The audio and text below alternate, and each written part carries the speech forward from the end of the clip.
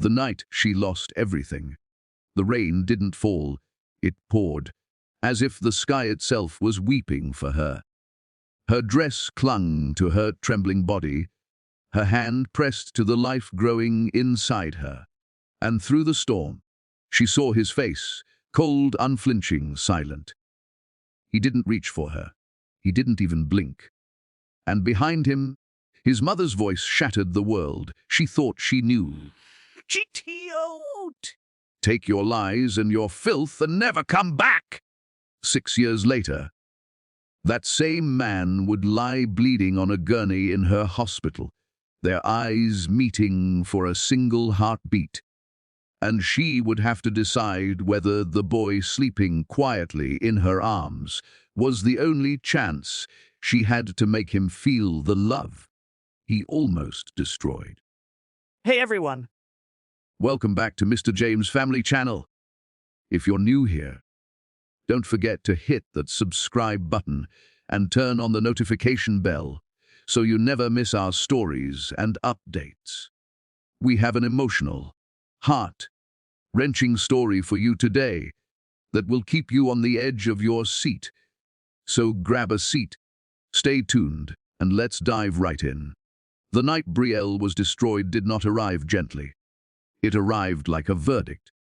Thunder split the sky above the Thorne estate, sharp and violent, rattling the towering glass windows that lined the mansion's front hall. Rain hammered the stone courtyard outside, blown sideways by the wind, flooding the marble steps in silver sheets. The storm felt personal, too loud, too angry, as though the heavens themselves had decided to take part in her execution. Brielle stood in the center of the living room, barefoot on a floor so polished it reflected the chandelier's cold, white light. Her thin dress clung to her arms, where rain had already misted through the open doors. She hadn't noticed when the guards first pushed them wide. She had only noticed the air, how suddenly it felt thinner, sharper, like every breath scraped her throat.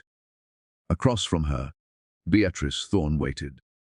The woman didn't raise her voice at first. She didn't need to. She stood in silk heels and a tailored black coat, silver hair swept into a flawless knot, gloved hands folded neatly at her waist. Calm, immaculate, the kind of calm that belonged to judges and executioners. Her lips curved into something that resembled sympathy. But her eyes were flat, measuring, already finished with Brielle. Behind her, just half a step back, stood Alistair. Her husband. He looked carved out of shadow in the glow of the chandelier, tall, broad-shouldered, beard trimmed with military precision, dark hair still damp from the rain. He must have crossed to come inside. His suit jacket hung open, one hand resting in his pocket, the other holding his phone. The screen glowed. Bright, unforgiving. Beatrice lifted her chin. Play it again. Alistair's thumb moved. The video restarted. Brielle's stomach tightened the second she saw it. A dim hotel room. Someone laughing. A man's hands pulling a woman toward a bed. The camera angle was crooked, unstable, shot through a doorway. Maybe, or staged to look like it was. Then the woman's face turned toward the lens. Her face, her eyes, her mouth. Except they weren't. Not really. The nose was wrong. The jawline too sharp. The mole near her temple missing. But the lighting blurred everything. Smoothed edges made doubt easy and certainty hard. The voice, soft, breathy, sounded like her on a tired night. The hair was braided the way she sometimes wore it. Brielle's chest constricted. "That isn't me," she said, too fast. "I swear to you, Alistair, that isn't." The video ended. Silence dropped like something heavy. Alistair lifted his eyes from the screen. "Explain." One word. Flat, not loud. Not furious. That was what terrified her most. She took a step toward him without realizing she'd moved. Someone made that. I've never, Alistair, I've never been in that place. I don't even recognize that man. Look at the timestamp. Look at the... Beatrice sighed softly. The sound carried across the room like silk tearing. Spare us your acting. Brielle turned to her, heat flashing behind her ribs. I'm not acting. I would never. You were a scholarship girl. Beatrice continued, voice mild. Desperate to climb. We've been patient. More patient than we should have been. Alistair's jaw tightened. Brielle saw it, latched onto it. Please, she whispered, turning back to him. You know me. You know I wouldn't. She pressed a hand to her stomach. The nausea had been there all evening, curling low and heavy, but now it surged sharp enough to make her sway. She hadn't planned to say it like this. Not in front of Beatrice. Not in a room full of guards and thunder and lies. I'm pregnant. The words came out small, fragile. They fell into the silence and shattered. Alistair blinked. Just once, Beatrice's head snapped toward her. What did you say? Brielle swallowed. I took 3 tests. I was waiting to tell you when you got back from Zurich. I was going to surprise you. That's enough. Beatrice stepped forward. Her voice cracked like a whip. Don't! The word ricocheted off marble and glass. Brielle flinched. Take your lies and your filth and never look back! The guards at the door shifted. Brielle stared at them, then at Alistair, disbelief crawling up her spine. Alistair, she can't. This is our home. Beatrice lifted her hand. The doors opened wider. Cold air rushed in, sharp with rain. Brielle felt it sweep over her skin like a slap. Do you want me to drag you myself? Beatrice asked calmly. Brielle turned fully to Alistair. Her heart pounded so loud she thought he might hear it. He was still, watching, not stepping forward, not speaking. Say something, she begged. Her voice broke on the second word. Please. You don't believe this, do you? Look at me. I wouldn't cheat on you. I love you. I would never. Alistair's eyes flicked to the phone in his hand, then back to her. I don't tolerate betrayal. Each word landed carefully, like nails being placed in a coffin. I can prove it, she said desperately. I'll get my doctor. We can do tests. I'll show you my phone records, my... Beatrice laughed. A soft, elegant sound. How convenient. Pregnant and innocent. How theatrical. Brielle shook her head. Why are you doing this to me? Beatrice leaned in just enough for only Brielle to hear. You were never meant to stay.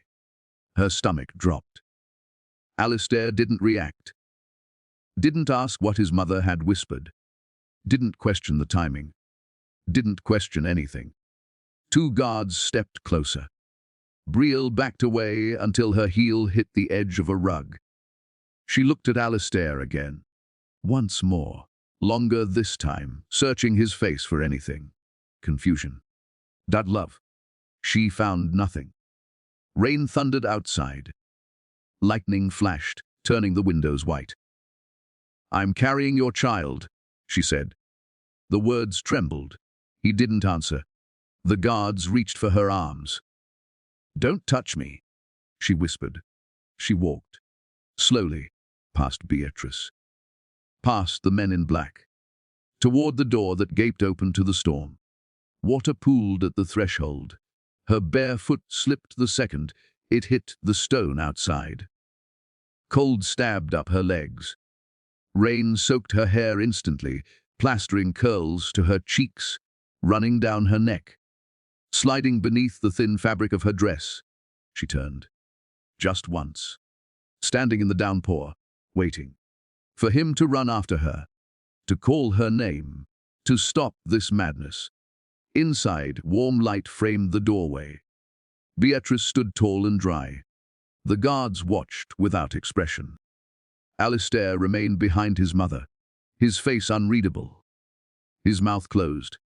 Thunder rolled. The door began to swing inward. Brielle stared at him until the last sliver of light narrowed. Until the rain blurred everything. Until the mansion disappeared. Outside in the storm, shaking and soaked to the bone. Brielle pressed a trembling hand to her stomach and realized she was bleeding. The rain did not stop when Brielle left the Thorn estate. It chased her, soaked through her thin dress, pasted her hair to her cheeks, slid down her spine until her teeth chattered hard enough to hurt.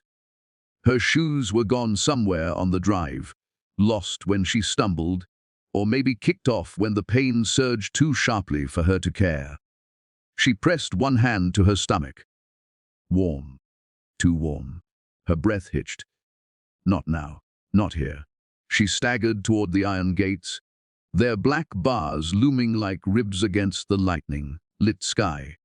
Each step felt wrong, heavy, slow, dragging something precious and fragile behind her. The world tilted sideways. Her vision blurred at the edges. Cars passed on the road beyond the estate. None slowed. Her phone was still in her hand. The screen was cracked. Dead. She leaned against a stone pillar and slid down until she was sitting in a puddle, rain collecting in her lap. Blood streaked along her thigh. Her chest tightened so hard it hurt. "Please," she whispered to no one. "Please, just stay." She didn't know who she was talking to. The baby. God. Herself. A security light flicked on above the gate, flooding her in white. She forced herself back to her feet. If she stayed, she would die here. Not dramatically, quietly.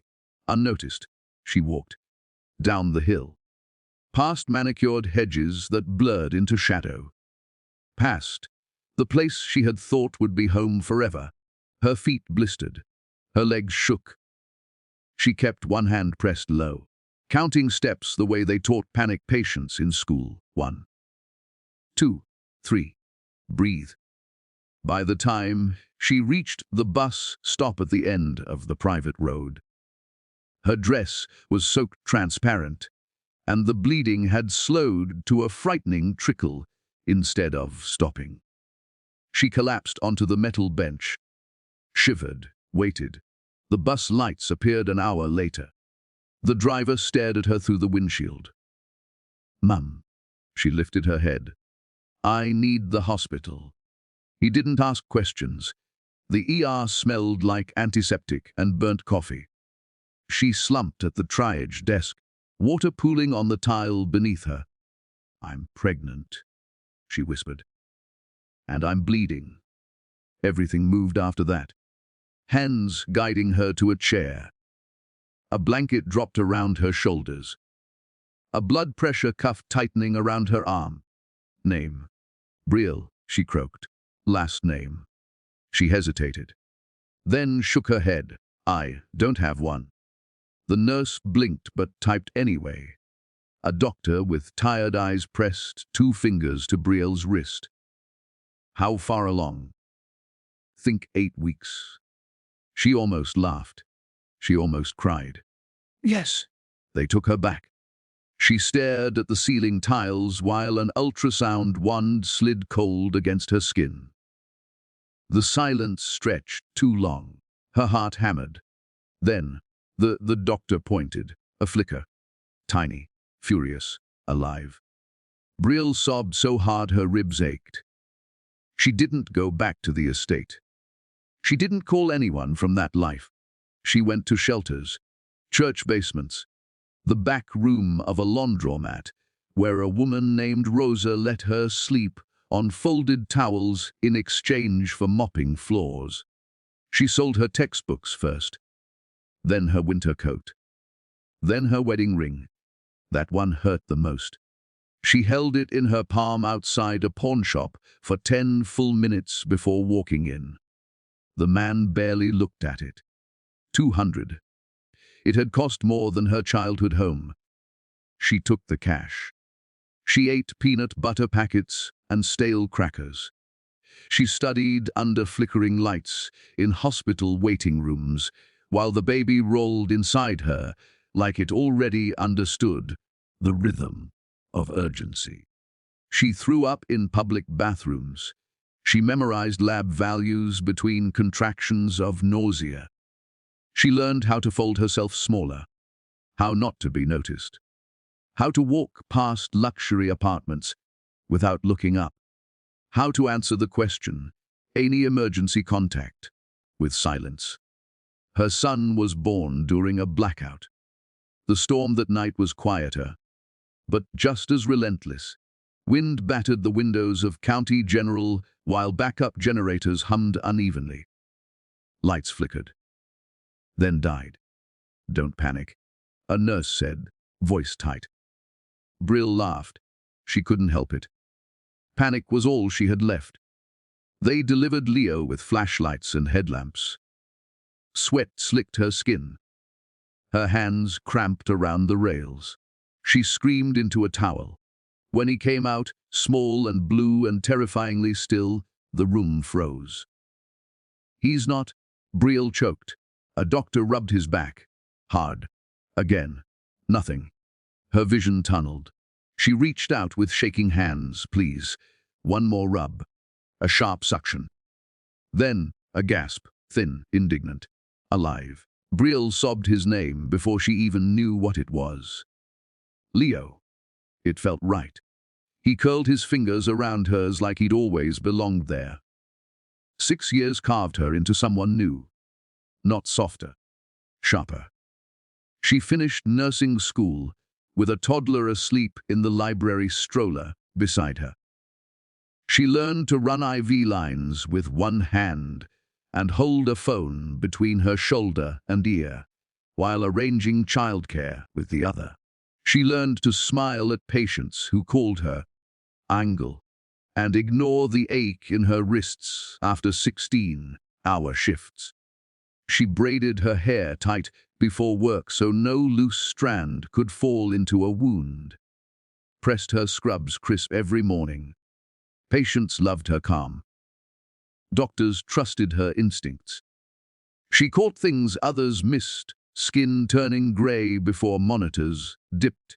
The pause in breathing that came half a second too long. She was good. Because she had to be.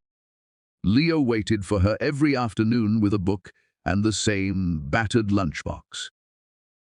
She packed his sandwiches at dawn. Peanut butter and jelly. Turkey when she got overtime. Little notes tucked inside. "Be brave today. I love you bigger than the sky." He never asked about his father. Not once. But sometimes he'd hold his own wrist up to the light and squint. "Why are my eyes like this?" "Like what?" "Like storms." She'd swallow. "Because you're special?" That always seemed to satisfy him. Until it didn't. On a Friday, so cold the air burned, Mercy City Hospital went from loud to chaos in 30 seconds. Sirens stacked outside. Gurneys slammed through double doors. Blood tracked across tile. "Trauma incoming!" "Clear CT. Where's Bay 3? Brill snapped on gloves without thinking. Her pulse slid into that narrow, sharp place where fear disappeared and only function remained. Multi-car collision. Someone shouted. Male. 32. Severe blood loss. The doors burst open. The gurney flew in. She glanced down and froze. Blood streaked his temple. Glass glittered in his hair. But the jaw was unmistakable. The mouth she'd kissed 1,000 times. The scar near his eyebrow from a fencing accident. Alistair Thorne. Her lungs forgot how to work. Someone barked. Nurse. She forced air in. Forced her hands steady. "Move him to Bay 3, she said. Her voice didn't shake. The gurney rolled. She walked beside it. Didn't look at his face again. Didn't let herself remember the sound of his laugh. Didn't let herself feel. She cut away his jacket, checked his pupils, called out vitals, inserted a line with perfect precision. When his eyes fluttered open for half a second, they met hers, shock flashed. Then darkness. She didn't slow. She didn't stop. She saved his life. As the doors closed behind the trauma bay, Brielle caught a glimpse of the incoming chart and saw a name listed under emergency contact that made her blood run cold: Beatrice Thorne. Beatrice Thorne's heels clicked like a warning across the polished hospital floor. She was a storm contained in black wool, her silk gloves tight against her hands, voice sharper than the scalpel instruments lined along the trauma bay. "My son." She barked at the staff, eyes blazing. "Whatever it costs. Whatever it takes. Do you hear me?" Doctors glanced at one another uneasily. Nurses stepped back. No one liked the way she demanded compliance, the way her presence made the room shrink. Even Alistair, unconscious on the gurney, seemed to draw a shadow around him. His fate suddenly held hostage by the woman who had torn Brielle's life apart 6 years ago. Dr. Rourke, the trauma chief, a man with salt and pepper hair and a face carved by decades of emergencies, motioned Brielle aside. His expression was tight, almost unreadable. "She's null." Brielle froze mid-step. She hadn't expected the words to hit her like a hammer. Golden blood. Rare. Fewer than 50 people in the country carried it. Her pulse skipped. The air grew heavier. This was no ordinary transfusion. This was a medical miracle, or a death sentence, if it didn't happen fast enough. "The blood bank?" Brielle asked, her voice steady but her mind racing. "Empty," Rourke said flatly. "We're calling donors nationwide. But he doesn't have hours. He doesn't have even 6.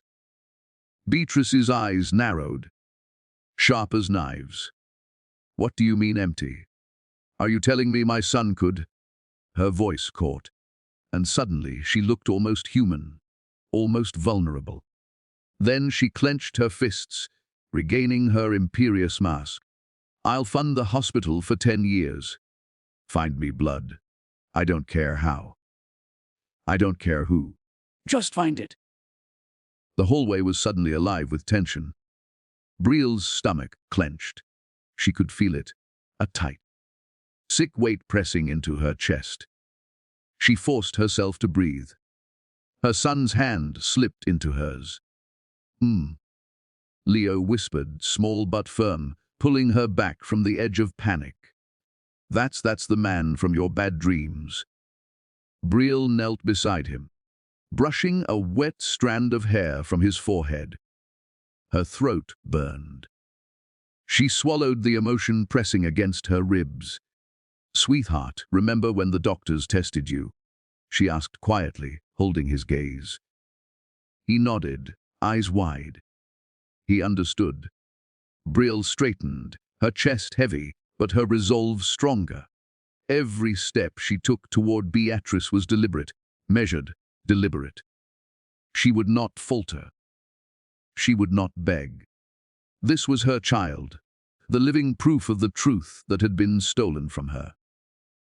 "My son matches," she said, voice unwavering. She met Beatrice's stare head-on. Beatrice blinked, just for a fraction of a second, a shadow of confusion crossing her face. "Excuse me." Brielle didn't step back. She didn't flinch. "Not now? Not ever?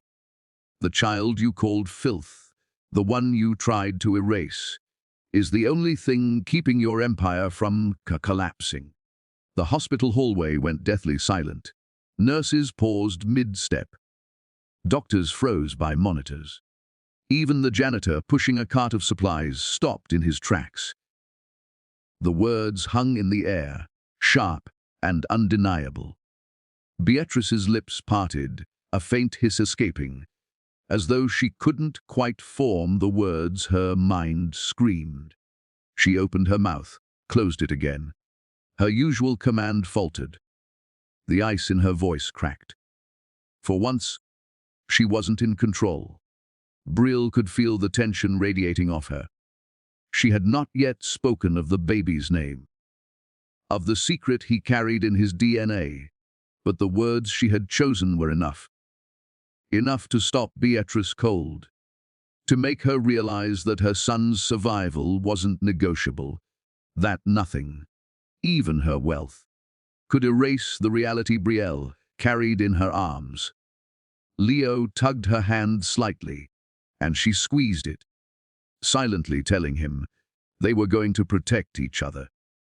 He was too young to understand the full weight of what was happening, but he understood fear and danger, and he trusted his mother with his life. Beatrice's breath was shallow.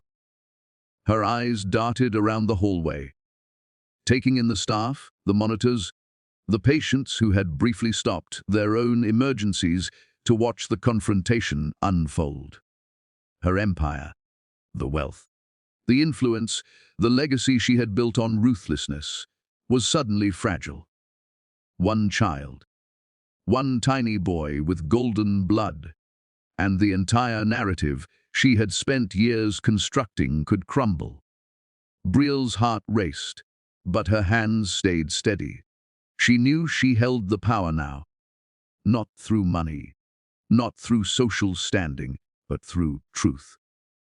The truth that Alistair's life depended on her son. The truth that the empire she had suffered under for years was teetering on the edge because of someone she loved. Beatrice finally spoke, her voice low, clipped, dangerous. You can't. That child, he's just a boy. You think you can wield him as some kind of weapon. Brill's eyes did not waver. She stepped closer, closing the distance between them. No, he's not a weapon. He's a life. The life you tried to destroy. The life you cannot control. For a moment, the hospital hallway seemed to hold its breath. Then Beatrice shifted her weight, and suddenly her composure snapped back into place, colder, sharper, more calculated. Then you will do exactly as I say, she hissed, or your son dies. Brill's jaw tightened. She didn't flinch. Try it, she whispered under her breath, loud enough only for Beatrice to hear. The first monitors beeped irregularly. A nurse called out the vitals again, tension mounting as they wheeled Alistair into surgery. Beatrice's panic was barely contained behind the mask of authority. Brill watched the mother, who had ruined her life 6 years ago, now reduced to desperation. And for the first time in years, Brill allowed herself a fleeting, dangerous thought. The power had shifted. The hallway lights flickered. Outside, the sky threatened another storm. Rain spat against the tall windows. Brill's heart pounded in her ears, her every sense focused on the boy at her side, the man on the gurney, and the woman who had once dictated every cruel turn of her life. She knew what she had to do. Protect her child.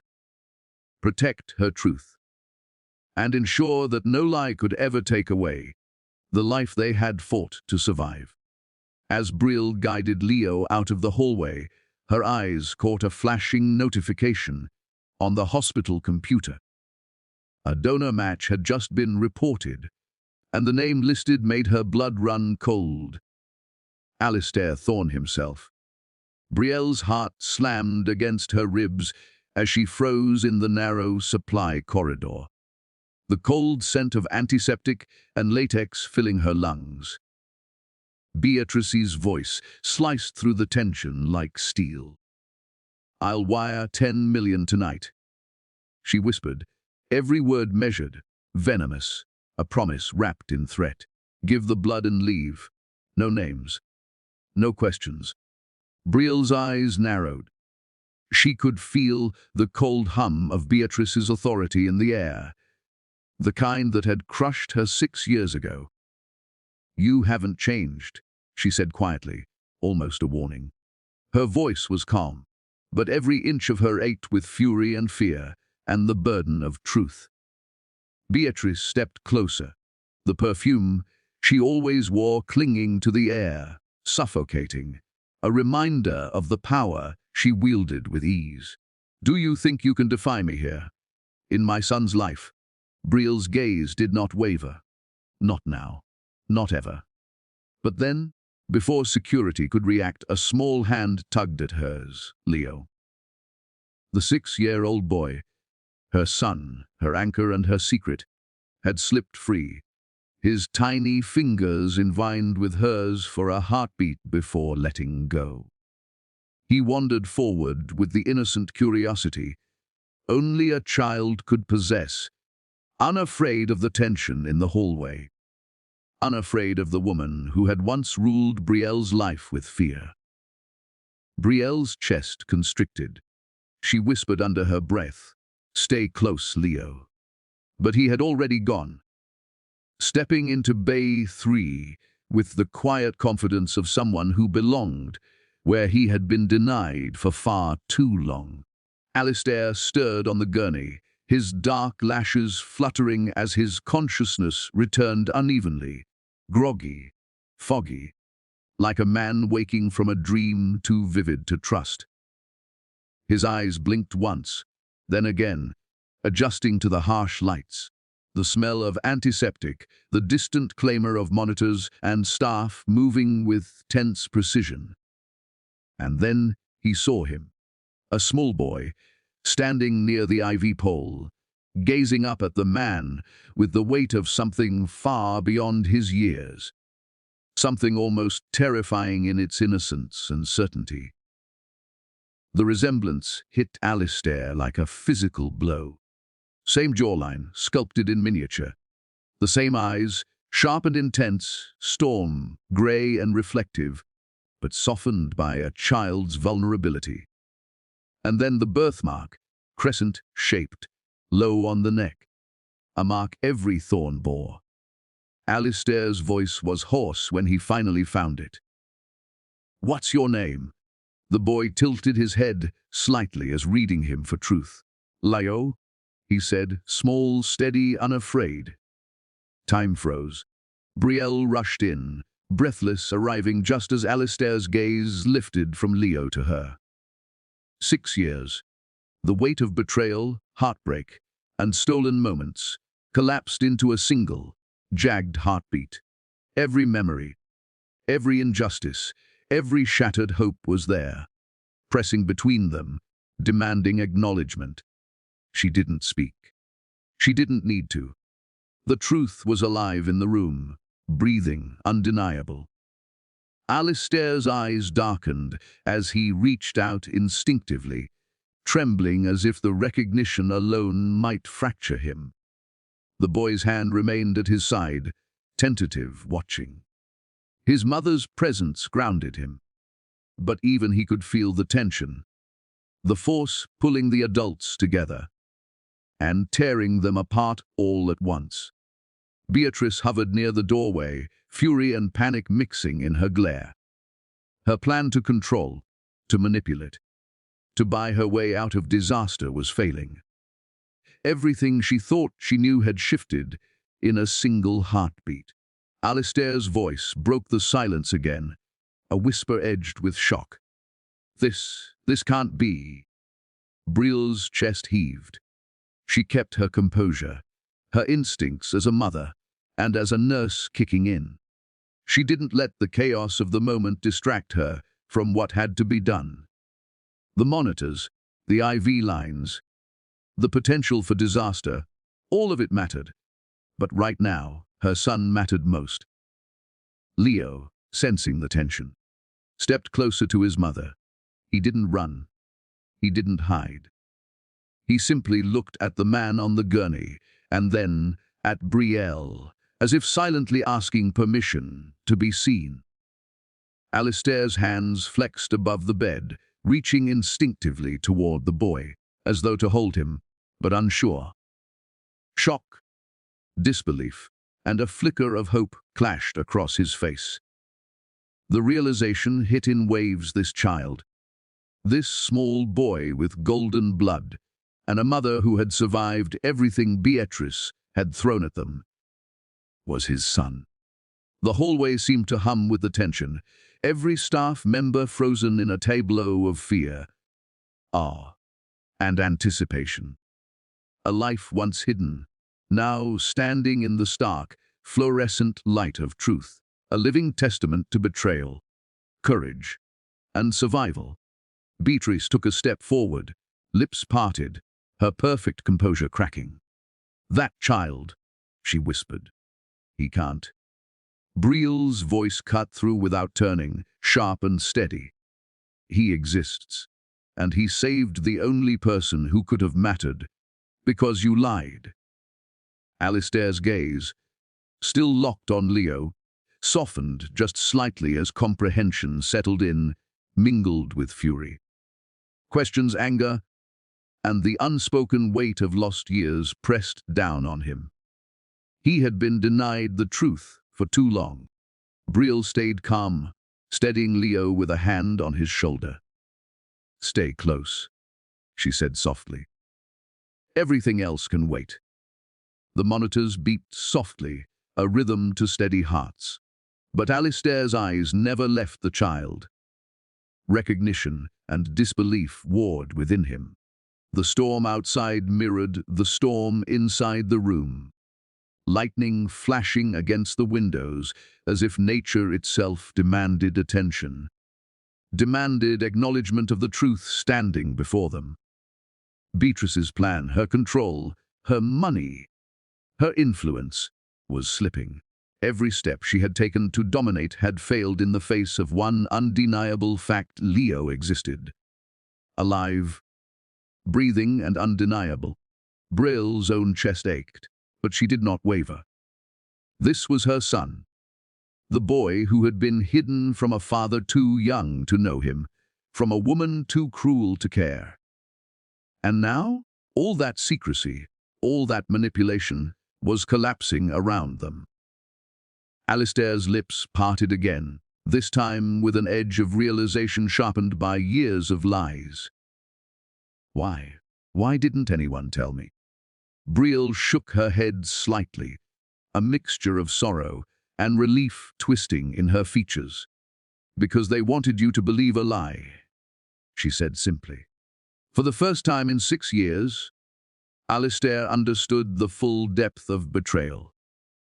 And for the first time, he realized that the child before him, Leo, was more than a son. He was a living testament to truth, to resilience, to the consequences of deception. Beatrice's fingers clenched, a flash of rage passing across her perfectly poised face. She realized something terrifying: she had lost control. Completely. The room was silent for a heartbeat. Then the tension snapped. Every instinct Brielle had honed over years of survival surged forward. She didn't let herself fear, not yet. She stayed beside Leo, steady, resolute, the calm in the storm that surrounded them. Alistair slowly reached out a hand. Leo's small hand twitched, uncertain, then found his father's. Their fingers barely touched. The contact was light, almost imperceptible, yet it carried the weight of years stolen, of truths denied, of love withheld. Brielle watched, her heart catching in her throat. This was only the beginning. Only the first thread of what had been hidden for so long. The air in Bay 3 felt electric, charged with the reality of history, colliding with the present. Nothing would ever be the same. Every second stretched, pregnant with the weight of revelation. Beatrice stepped back, realizing that threats, money, even power meant nothing here. Not when a boy 6 years old had changed everything. Alistair's eyes flicked between his mother, his son, and the woman who had endured years of lies, abuse, and abandonment. The understanding was dawning slowly, painfully. Every shred of certainty he had clung to was being stripped away. Brielle tightened her grip on Leo's shoulder, pulling him slightly behind her. The boy's small hand squeezed hers, sensing the turbulence, the danger, the monumental weight of this moment.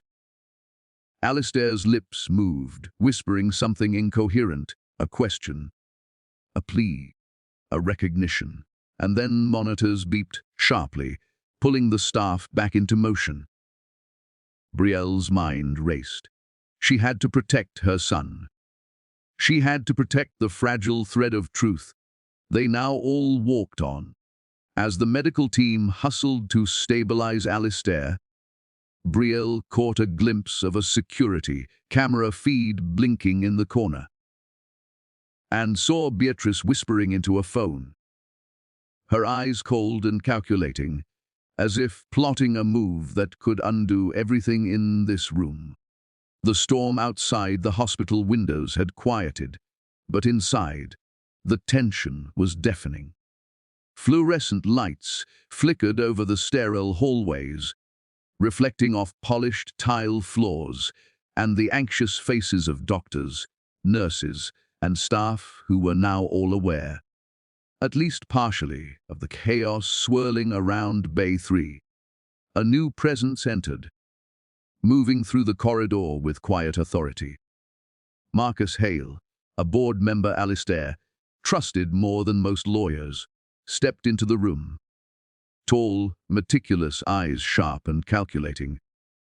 He surveyed the scene with a calm that contrasted sharply with the pandemonium around him. He carried no medical equipment, no clipboard, but his presence demanded attention. Staff instinctively gave him space. "Alistair," Marcus said quietly, his voice deliberate, measured. "I came as soon as I heard." "What exactly happened?" Alistair didn't respond at first. His eyes were fixed on something else, a small, folded envelope poking out from Leo's backpack. The boy, exhausted from the whirlwind of the last few hours, was sleeping in the pediatric wing, cocooned in blankets, his tiny chest rising and falling peacefully. Alistair's hands were trembling slightly as he reached for the envelope. The paper was old, edges yellowed, and brittle from time. The familiar, flowing handwriting of Brielle caught him off guard. He had not expected this, had not expected the world to hand him a fragment of truth so stark, so undeniable. He opened it slowly, as if handling something sacred. Inside was an ultrasound image, a frozen moment in time, and a printed prenatal DNA test, the letters and numbers stark and cold on the page. Then a letter, dated 6 years ago, crumpled slightly, still legible. "I never cheated. I swear on our child. Your mother is lying. Please meet me. Please." Alistair's chest tightened. His fingers clenched around the paper. The years of doubt, of rage, of lost time pressed down on him like a physical weight. Every lie, every manipulated story, every ounce of anger he had carried toward Brielle was suddenly cast in a new light. He could feel the betrayal of the truth, the manipulation, not only from his mother, but from the very system he had trusted blindly. Marcus leaned closer, his brow furrowed as he scanned the documents. "That test is authentic," he said quietly, almost reverently. "This isn't a fabrication. The dates match. The samples are real. There's no way anyone could have faked this at the time." Alistair's voice barely rose above a whisper, laced with disbelief, anger, and heartbreak. "She intercepted it," he said. "Brielle sent this to me 6 years ago, and I never got it. My mother. His jaw tightened. She lied. She hid the truth. She've destroyed us. The room around him seemed to shrink, the air thickening with realization. Every piece of the past, every false accusation, every scream, every moment of exile Brielle had endured, now slammed into him all at once. He had been blind. He had been manipulated. And the cost had been immeasurable. His phone buzzed sharply, breaking the moment. The screen lit up with Beatrice's name. Predictably, she was offering money, 10 million again. A bribe dressed as a gesture of goodwill, hoping to sway him, to silence him, to regain control. Alistair's hands didn't shake this time. He hit record. Every syllable she spoke, every calculated inflection, was captured. She didn't know he had proof now. Proof that would strip away the years of lies. Proof that could finally expose the woman who had dominated his life. Marcus's eyes met Alistair's, sharp and assessing. "You're thinking about using this against her," he said softly, careful not to alarm anyone else in the room. Alistair's gaze lingered on the envelope in his hands. He thought of Leo, sleeping soundly, unaware that his very existence had been weaponized against him. He thought of Brielle, standing strong, protecting her son and truth with everything she had left, and he realized that the opportunity before him was unprecedented, to reclaim not just the life he had lost, but to confront the mother who had poisoned his world. "I am," he said finally, voice low and resolute. "Everything she's done, she won't be able to hide anymore. Not with this." Marcus nodded, understanding the weight of the choice. "Careful, Alistair. The moment you act, there's no turning back." Alistair didn't flinch. He had spent 6 years buried in regret, anger and loss. Now, he had the truth in his hands. The golden blood, the child who was alive against all odds. And this letter. All proof that his life had been manipulated. He folded the envelope back carefully, like handling something fragile and dangerous at the same time.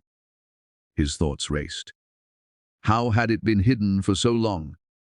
How many years of misunderstanding, of missed moments, of silent suffering could he recover? His mind flashed to the night Brielle had been thrown out, to the rain soaking her dress, the way she had reached for him, hoping he would stop it.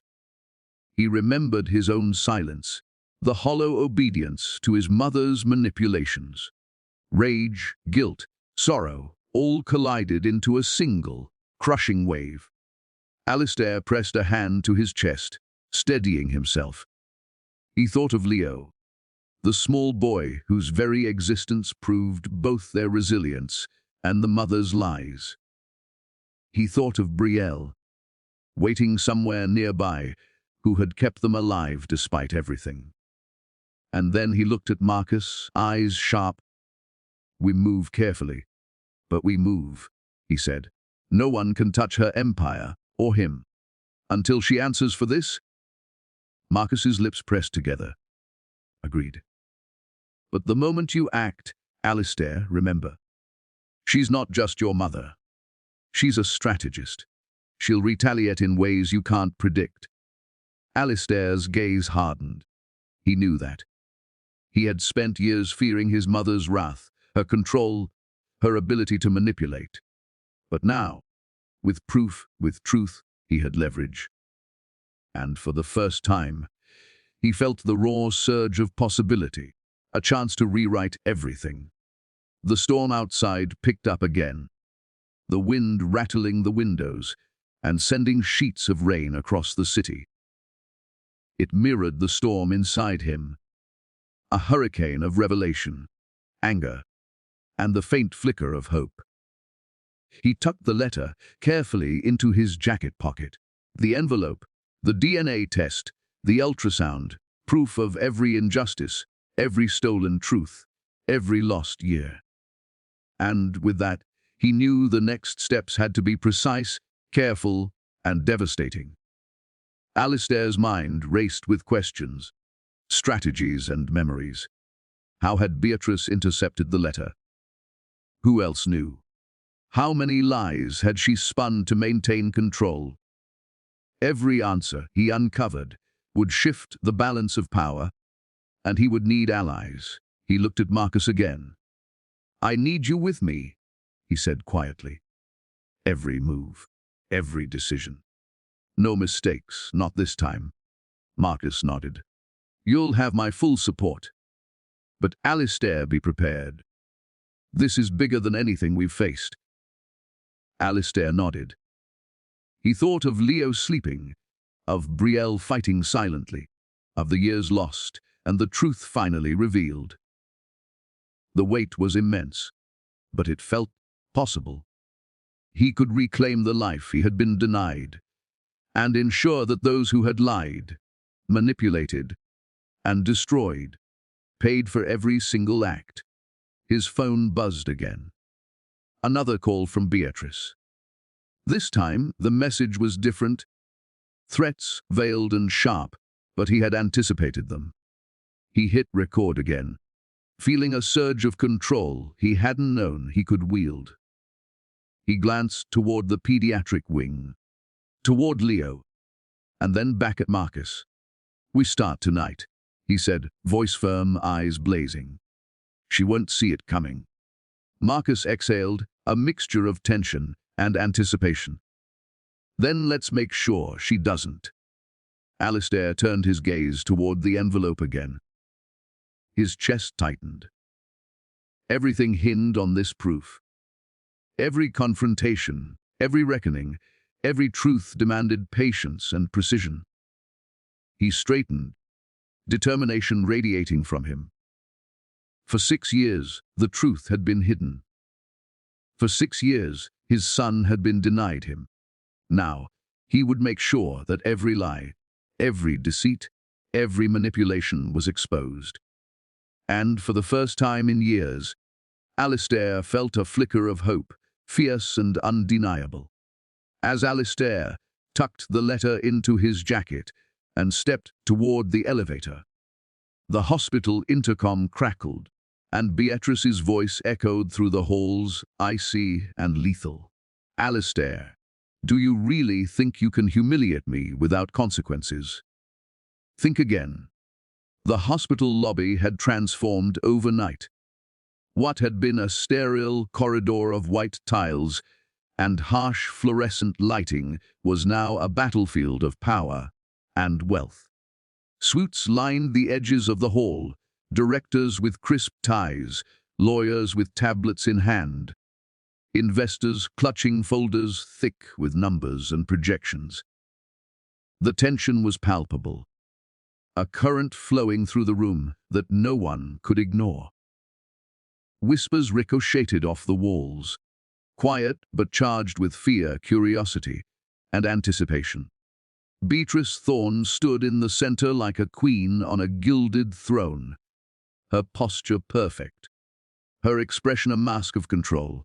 She had faced storms before, boardroom battles, public scandals, whispers about her family, but never like this. Not with her son's life hanging in the balance and her empire teetering on the edge. Her eyes were sharp, calculating, scanning the room, judging every reaction, every glance. Her smile was smooth, practiced, a veneer meant to reassure those around her that she was untouchable. She had survived manipulations, rivalries, and betrayals, always with poise, always on top, always the Iron Queen. Then the doors at the far end of the lobby opened with a clatter of wheels and a sharp squeal of rubber. Alistair rolled in, IV lines trailing, monitors blinking. The subtle hum of medical equipment blending with the sharp gasps of the audience. He was pale, weak, and yet there was a fire in his eyes, that no illness or injury could quench. He had fought through chaos and manipulation to arrive here, and the weight of the truth in his hands made him untouchable. Beatrice's smile faltered the instant she saw him. Her lips pressed into a thin line. She straightened, shoulders back, trying to reassert control. But something in the way Alistair moved, deliberate and precise, made the room pause. Even the board members, seasoned veterans of corporate war, sensed the shift. Alistair wheeled himself to the center of the room. His hand was steady as he reached into his jacket pocket and pulled out his phone. His voice, calm but sharp, cut through the murmurs. Play. The hospital lobby filled with Beatrice's voice, crisp, cold, and unmistakable. Every word was a dagger. Her attempts at bribery, the veiled threats, the calculated manipulation, all recorded, preserved undeniable. The words, "Take the blood," "Disappear," echoed through the air, bouncing off the walls, rattling the expensive glass fixtures. Gasps erupted. Directors stiffened in their chairs. Lawyers exchanged incredulous glances. Investors whispered urgently into phones. The air became thick with a mixture of shock and disbelief. The mighty Iron Queen, revered and feared for decades, had just been exposed not by rivals, not by media, but by her own son, weakened by injury, yet stronger than anyone in the room. Alistair's gaze was unwavering as he pressed the play button again, making sure every soul in the lobby understood the betrayal, the manipulation, the lies. Beatrice's perfect composure began to crack, the ice in her eyes melting into something sharper: fear. Power of attorney revoked. Alistair said calmly, his voice carrying over the stunned crowd. Effective now.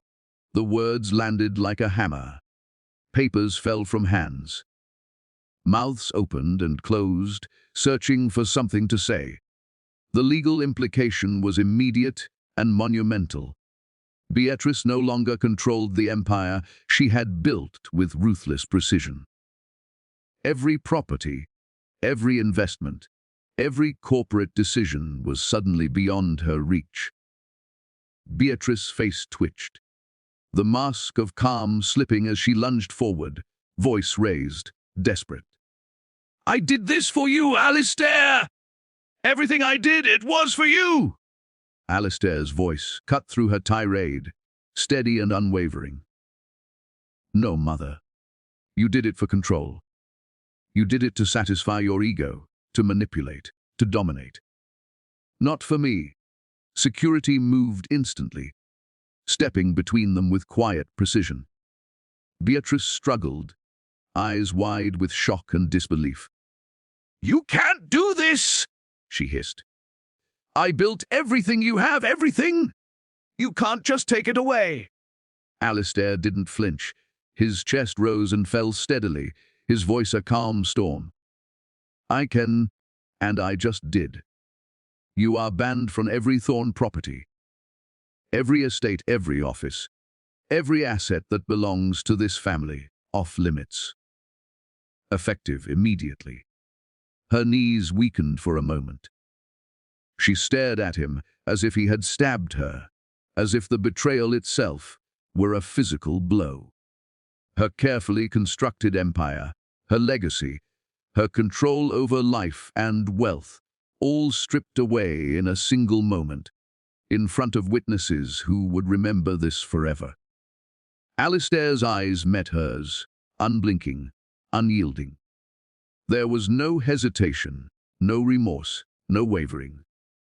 He had reclaimed what had been stolen from him, and nothing she could do now could undo it. The suits in the lobby whispered among themselves, absorbing the magnitude of the scene. Directors shifted in their seats, calculating the fallout. Lawyers exchanged rapid notes. Investors were silent, stunned. recognizing the fragility of power, even in the hands of someone like Beatrice Thorne. Beatrice's breathing became shallow, her hands trembling slightly, a crack appearing in the armor she had worn for decades. Her reputation, her influence, her control, all had been shattered by a son she underestimated, by a truth she could no longer manipulate. Alistair's gaze softened slightly, not toward her, but toward Leo, who had been brought quietly into the room by a nurse. The boy's small hand rested on the edge of the gurney, eyes wide, absorbing the spectacle without fear. For Alistair, the sight of his son here, witness to justice and truth, was almost overwhelming. Beatrice stumbled back, anger flaring as she tried to regain composure. "You think this proves anything? This is temporary. I still have allies, people who will undo this." Alistair didn't respond. Instead, he let the silence stretch, the weight of the moment pressing down on everyone present. Every heartbeat in the room echoed in tandem with the thunder outside, the storm outside reflecting the storm of power, betrayal and revelation within these walls. Marcus Hale, standing beside Alistair, gave a small nod. "She's losing control fast. Every word you recorded, every action you've taken, it's undeniable." Alistair's hands rested on the gurney as he looked at his mother once more. "Control was never yours to begin with. You ruled through fear, but fear is fragile. Truth is not." Beatrice's lips quivered. For the first time in decades, she looked human, not a queen, not an untouchable matriarch, but a woman who had been bested, stripped of power, and forced to confront the consequences of her own ruthlessness. The hospital staff remained frozen, a witness to history in the making. Nurses, doctors, security, they had all seen power shift in real time. This was not just a family feud. This was a reckoning. Alistair's voice, calm and deliberate, echoed through the hall. "You will never hold my life, my son, or this family hostage again." Beatrice's eyes flashed with fury, but she said nothing. She had no words left that could undo the damage, no arguments that could survive the evidence and the witnesses surrounding her. Alistair glanced at Marcus, a silent question in his eyes. Marcus responded with a barely perceptible nod. The plan was in motion. The fall of the Iron Queen had begun, and there was no turning back. Outside, the storm intensified, rain pelting the windows like shards of glass, thunder rolling in heavy, unrelenting waves. It mirrored the chaos and finality of the scene unfolding inside. Alistair, pale but resolute, took a deep breath. He knew the coming hours would test them all. The truth had been revealed, but the battles were far from over. The crowd of suits and staff began to stir. Whispers turning into cautious discussions, glances exchanged like strategies being formed on the fly. Every corporate, legal, and social advantage Beatrice had relied upon was now fragile. Alistair held the momentum. He had power now, not through fear or manipulation, but through undeniable truth, and he would wield it carefully. Beatrice's breath came fast, uneven. Her mind raced, thinking of everything she could do to recover. Lawsuits, influence, threats, but she understood deep down that this moment was irreversible. Alistair straightened, IV lines trailing behind him, eyes scanning the crowd, and finally settling on his son. Leo's small hand tightened slightly around the nurse's finger, unaware that he had just witnessed a historic collapse of power that would define his family forever. Alistair's gaze returned to Beatrice. "The Iron Queen has fallen," he said quietly. A statement, not a question. The storm outside reached its peak, lightning splitting the sky, illuminating the hospital lobby in stark flashes. The world seemed to pause, the moment frozen in history. Beatrice's lips pressed into a thin line. She understood fully now her control was gone, her legacy in this room dismantled by truth, courage, and a son who had survived against every impossible odds. The suits shifted uneasily, investors whispering urgent notes, lawyers murmuring to one another, but all eyes remained on the woman who had ruled through fear, and the man who had finally stripped her of it. Alistair's chest rose and fell steadily, his hands gripping the gurney. He knew this was just the beginning of a long reckoning. But for the first time in years, he felt a surge of power tempered by purpose, tempered by justice. He looked at Marcus Hale. "Prepare for the fallout. This isn't over. Not yet. But from here, we move forward, and she will answer for every single lie, every single act of cruelty, every single attempt to control us." Marcus nodded, his own expression serious, aware that the next moves would need precision and strategy. The ripple effect of this confrontation would be monumental. Alistair allowed himself a brief glance at Leo, sleeping safely nearby, and Brielle, standing strong, composed, and beautiful in her resilience. The family he had fought for, his son and the woman who had protected him, was finally within reach, intact, alive. And undeniable, Beatrice's eyes narrowed as she stepped back from the gurney, a faint smirk twisting her lips, and whispered under her breath, "You think this is the end, Alistair? You have no idea what I've already set in motion."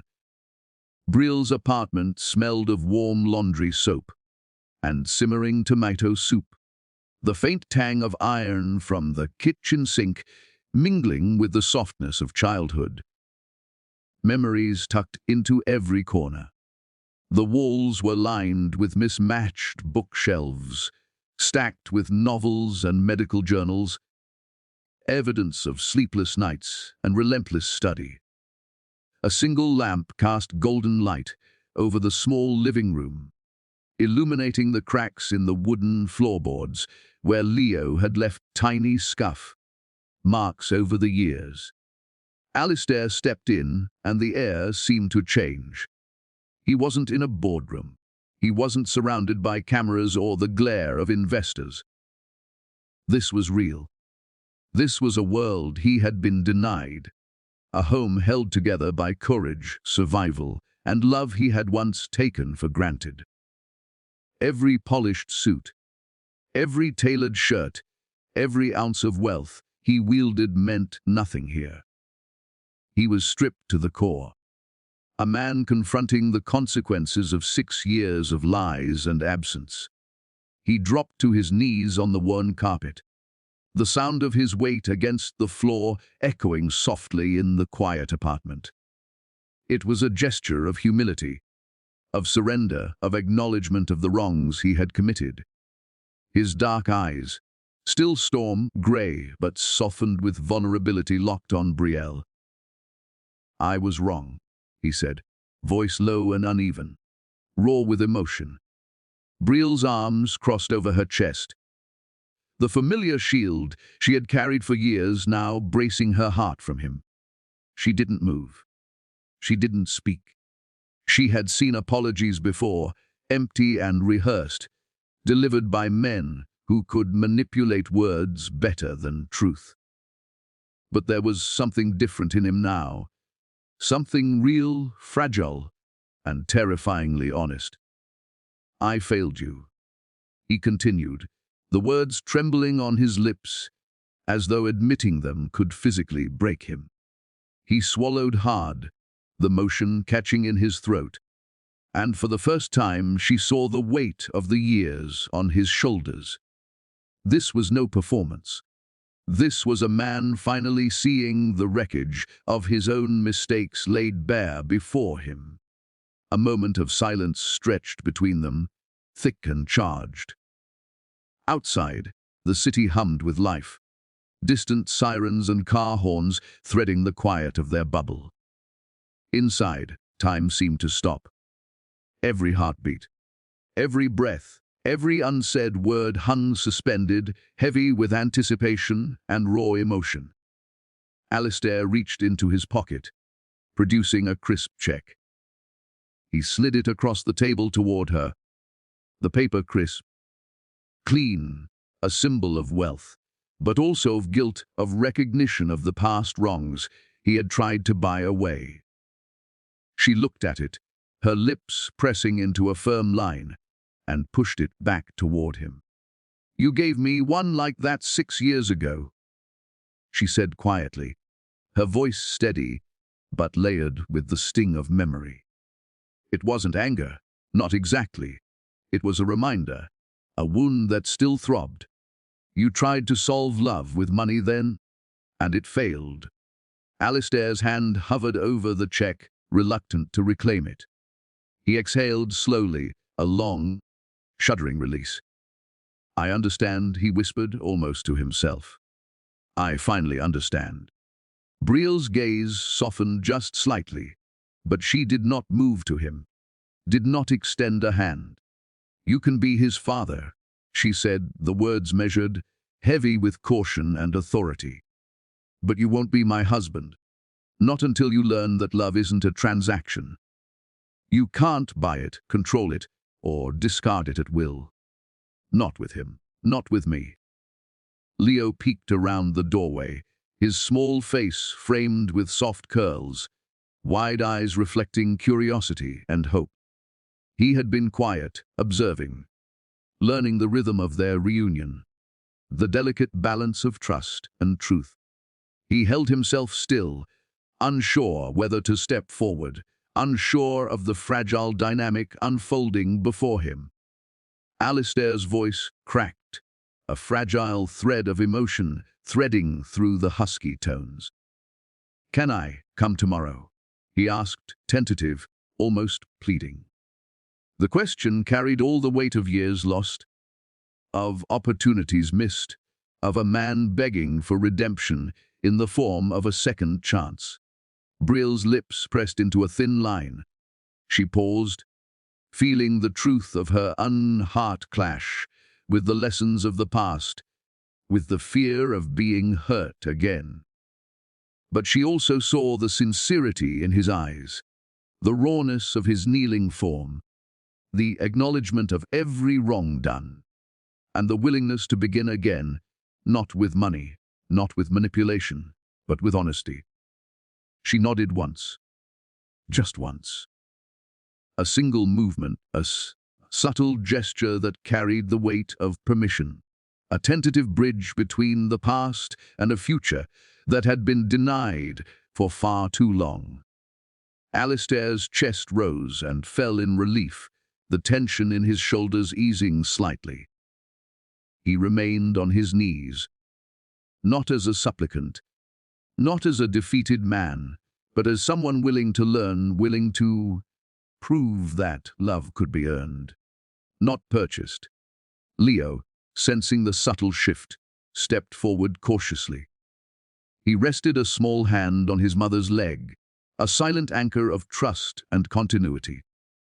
He looked up at Alistair with curiosity, wariness, and the faintest spark of hope. Brielle turned slightly, not fully softening, not fully opening, but allowing the possibility of connection to exist in the room.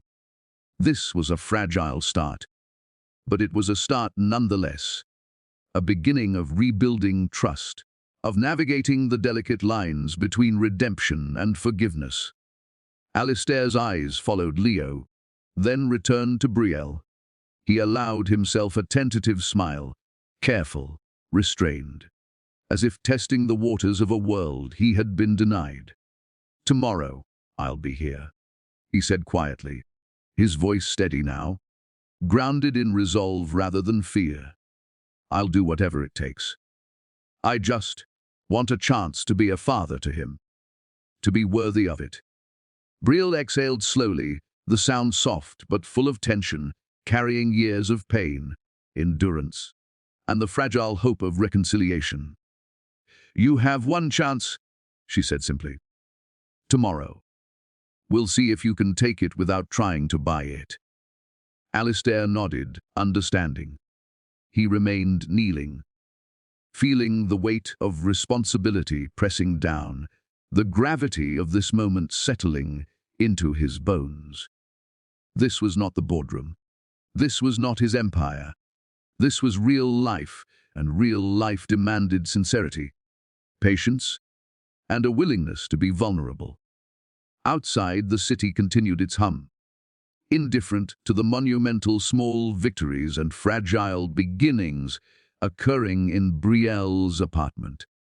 Yet within these walls, the foundations of a family, fractured by lies and betrayal, were slowly starting to shift. Alistair's eyes swept the room, taking in the apartment, the signs of struggle and endurance, the quiet evidence of a life built on perseverance rather than wealth. He realized that every polished surface, every luxury he had known, could never compare to this raw, human space, the space where love and life had been nurtured despite cruelty, manipulation, and absence. Brielle adjusted Leo's blanket, watching Alistair carefully. She did not smile, she did not rush to forgive, but she allowed his presence. She allowed the possibility of change. Alistair stayed on his knees, silent now, absorbing the weight of his decision, the consequences of his absence, and the enormity of the chance before him. He knew the road ahead would be long, fraught with difficulty. But for the first time in 6 years, he felt the pulse of possibility, fragile but undeniable. Leo edged closer, his small fingers brushing against Alistair's hand. The boy's presence was both a reminder and a challenge, proof of what had been lost and an invitation to reclaim it. Brielle's eyes softened just slightly, catching the unspoken dialogue between father and son, between past and present, between mistakes and forgiveness. It was tentative, but it existed. Alistair's voice broke the quiet, barely audible. "I'll earn this, both of you. I swear it." Brielle didn't respond, only nodded once more. That single motion carried the weight of permission, the spark of cautious hope, and a warning love would not be handed freely. It had to be proven. He remained kneeling on the concrete floor, feeling every ache, every regret, and every opportunity that lay ahead. The path would be difficult, but the first step had been taken, and it had to be real. As Alistair finally stood, Leo tugged on his sleeve and whispered, "Mum, what if she tries again?" Brielle's eyes darkened, and she whispered back, "She won't stop. Not until she thinks she's destroyed everything again." The rain poured relentlessly, hammering the streets, drenching the city in a grey, relentless sheet. Alistair stood outside Brielle's apartment building, soaked to the skin. His suit clung to him, drenched and heavy, but he did not move. Not toward the lobby, not toward the door, not toward the life that had been waiting for him behind the glass. He simply stood, watching, absorbing, feeling every drop like a baptism of reckoning. Inside, the apartment glowed warmly, golden light spilling across the walls, cutting through the storm like a sanctuary. Leo's small voice rang out, bright and carefree, laughing as he worked on his homework at the table. He held a pencil in one hand and a half-finished drawing of a spaceship in the other. For a 6-year-old, the world was endless possibilities. For Alistair, It was a reminder of what he had almost destroyed. Brill sat across from him, correcting a math problem, her lips pursed, her brows furrowed in concentration. Then she glanced up and caught his eyes through the rain-specked glass. There was no smile, no gesture, no invitation. Just steady eyes meeting his, measuring, testing. She let him see the life he could have been part of. She let him see what he had almost lost. Alistair's chest tightened, a raw ache settling in his ribs. For the first time, all his wealth, all his power, all his carefully controlled confidence felt meaningless. Here was the truth, family, love, connection, things that could not be bought, forced, or manipulated. They had been waiting all this time, quietly, while he had fought illusions and lies. He could feel the storm soaking through to his bones, a mirror of the storm within him. Every memory of Brielle, being thrown into the rain 6 years ago, surged like lightning through his mind. The image of her dress plastered to her skin, her hand reaching toward him, while his mother commanded silence, burned in his memory. Then he looked at Leo, his son, alive, laughing, vibrant, and the weight of his own failures hit like thunder. Alistair's hands clenched into fists at his sides. He had spent years blinded by lies, controlled by fear and ego, and now the truth was undeniable. He understood the depth of what he had lost, what he had denied his son, and what he had almost let slip forever. His mother's iron grip, the falsehoods, the manipulations, they were powerless against what Brielle had built, against the love she had protected and nurtured. He wanted to move. He wanted to rush inside, scoop Leo up, and beg Brielle to forgive him. But something stopped him. He had learned, painfully, that love could not be demanded. Trust could not be forced. Redemption could not be bought. He had to wait. He had to prove he was worthy. Brielle continued her corrections, her gaze unwavering, holding him accountable without a word. She had survived his absence, protected Leo, and raised their son alone. She had taught him without speaking, shown him strength through every action. And now she was giving him the chance to understand the meaning of patience, respect, and humility. Minutes passed, or maybe hours. Rain blurred the world around him, turning neon lights into streaks of color, casting everything into an impressionistic haze. The hum of the city faded behind the sound of water and his own heartbeat, slow, deliberate, echoing with anticipation. He had always been used to commanding rooms, controlling outcomes, bending the world to his will.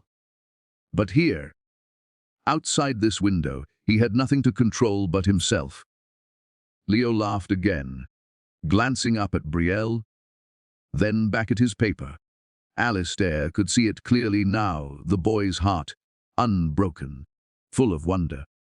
It had survived the absence of a father. It had thrived because of Brielle.